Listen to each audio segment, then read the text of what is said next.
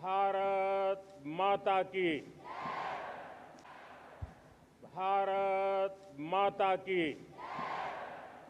15 अगस्त सिर्फ कैलेंडर की एक तारीख नहीं, यह वह दिन है जब भारत ने दुनिया को बताया कि गुलामी कितनी भी लंबी हो, आजादी की चाह उससे कहीं ज्यादा ताकतवर होती है। लेकिन क्या आप जानते हैं, भारत की आजादी की कहानी सिर्फ कुछ बड़े नेताओं की कहानी नहीं है। इसके पीछे ऐसे हजारों लाखों लोग थे जिनके नाम शायद इतिहास की बड़ी किताबों में नहीं मिलते। उन्होंने नाम नहीं मांगा, इनाम नहीं मांगा, उन्होंने सिर्फ एक सपना देखा, आजाद भारत का सपना। जरा उस दौर की कल्पना कीजिए। अंग्रेजी शासन का दबाव था, विरोध करने की कीमत जेल, लाठी और कई बार जान देकर चुकानी पड़ती थी। फिर भी देश के अलग अलग हिस्सों में आजादी की आवाज लगातार मजबूत होती गई।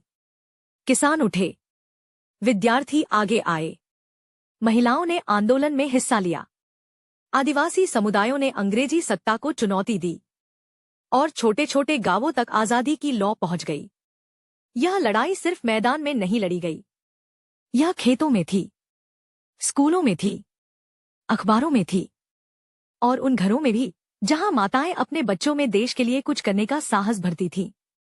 अब मिलिए एक ऐसी युवा वीरांगना से जिनका नाम बहुत कम लोग जानते हैं, कनकलता बरुआ। 1942 के भारत छोड़ो आंदोलन के दौरान असम में उन्होंने तिरंगा लेकर जुलूस का नेतृत्व किया। वह बहुत कम उम्र की थी, मगर उनका हौसला इतना बड़ा था कि गोलियों के सामने भी कदम नहीं रुके। कनकलता शहीद हो गई और तिरंगा आगे बढ़ता रहा। यही उस आंदोलन की ताकत थी। इसी तरह पूर्वोत्तर की रानी गाइदिन्ल्यू ने ब्रिटिश शासन के खिलाफ संघर्ष किया, कम उम्र में गिरफ्तार हुई और वर्षों तक जेल में रहीं। अब आते हैं 1942 पर। महात्मा गांधी ने अंग्रेजों के सामने स्पष्ट संदेश दिया, भारत छोड़ो। बड़े नेता गिरफ्तार कर लिए गए, आंदोलन रुका नहीं। युवाओं ने भूमिगत नेटवर्क बनाए, गुप्त संदेश पहुंचाए गए और कई जगह अंग्रेजी शासन को चुनौती देने के नए तरीके अपनाए गए। इसी दौर में एक नाम सामने आता है, उषा मेहता। उन्होंने भूमिगत रहकर कांग्रेस रेडियो चलाने में महत्वपूर्ण भूमिका निभाई। न इंटरनेट था, न मोबाइल फोन, फिर भी उनकी आवाज हजारों लोगों तक पहुंच रही थी। ब्रिटिश सेंसरशिप के बीच संदेश साफ था, आंदोलन अभी जिंदा है। दूसरी तरफ सुभाष चंद्र बोस आजाद हिंद फौज के जरिए अंग्रेजी शासन को सैन्य चुनौती देने की कोशिश कर रहे थे।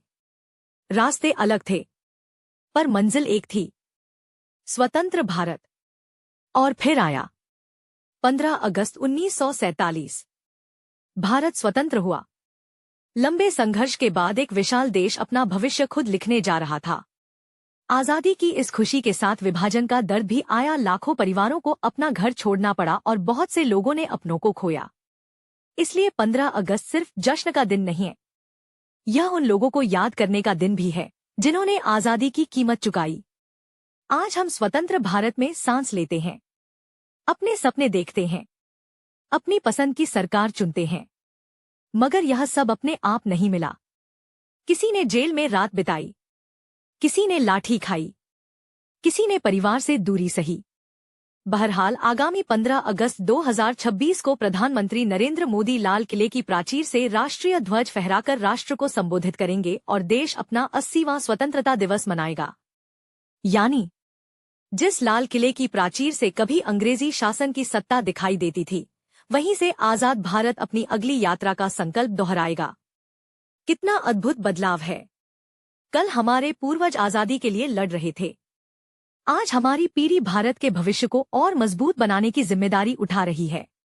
जब कोई बच्चा अपने सपने देखता है, जब कोई युवा नई खोज करता है, जब बेटी आत्मविश्वास से आगे बढ़ती है, जब किसान उम्मीद के साथ खेत में बीज डालता है, जब खिलाड़ी दुनिया के सामने तिरंगा लहराता है, तब आजादी की भावना और मजबूत होती है। और जब करोड़ों भारतीय एक साथ गर्व से कहते हैं, हम भारतीय हैं, तो लगता है उन लाखों स्वतंत्रता सेनानियों का सपना आज भी हमारे भीतर जीवित है। मैं हूं मोना।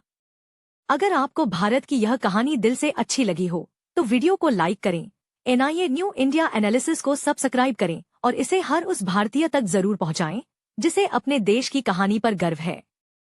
जय हिंद।